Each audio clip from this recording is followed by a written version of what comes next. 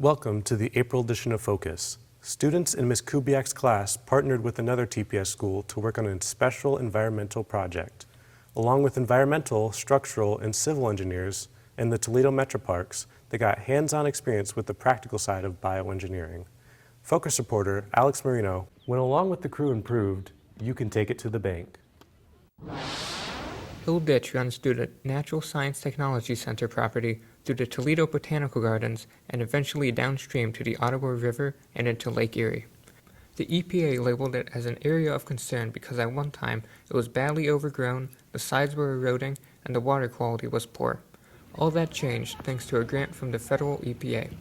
H2 Ohio and the Great Lakes Restoration Initiative were instrumental in getting the grant.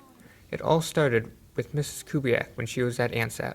The creek section that flows through the Toledo Botanical Gardens has been restored, but this portion through the TPS Natural Science property is the focus of this story. In a collaborative effort with the Ohio EPA, H2 Ohio, Partners for Clean Streams, Manick and Smith Group, and the Metro Parks, the debris and a log jam from the stream were removed, and the area was clear-cut.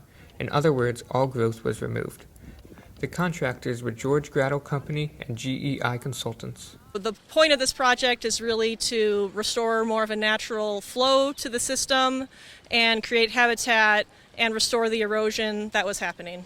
Fast forward.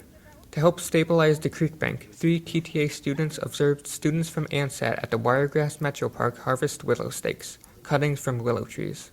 The cuttings were to a specific length to ensure they would root and grow. They were bundled together and placed in our new Ford F-150 electric truck for transport. Then, 2 days later, TTA students from the Alternative Energy Channel and ANSAT students planted them along the banks to the ANSAT property to stabilize the sides of the creek to prevent further erosion. This was a collaborative effort of the 2 schools and the perfect opportunity for them to work together. This collaboration is not a good thing, it's a great thing because we don't get a chance to work with the other schools in the district, and instead of our students thinking that they're kind of alone in this type of work, we now have a whole nother group of natural resources students that are ready to collaborate.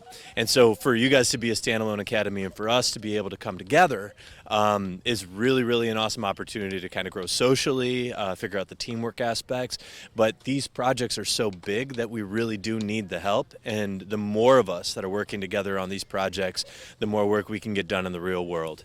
This is a real-world example of bioengineering, another facet of the discipline to demonstrate a broader scope of what can be done with an engineering background. All this was possible thanks to the cooperation of the Toledo Metro Parks that already restored their portion of the creek and provided availability of the plants for transplant. This project is it's rerouted the creek, and it is working to put riffles back in the creek, little bubbly areas where the water can aerate, and it's going to help the fish.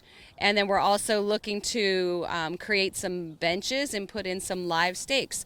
So that'll slow the water down, and it'll create native species, and it'll also uptake some nutrients to improve the water quality and ultimately benefit where we have less nutrient loading for harmful algal blooms and eutrophication in the lake, which affects our drinking water.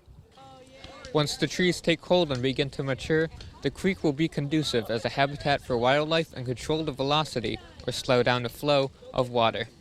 On the banks of Hill Ditch, I'm Alex Marino reporting for Focus.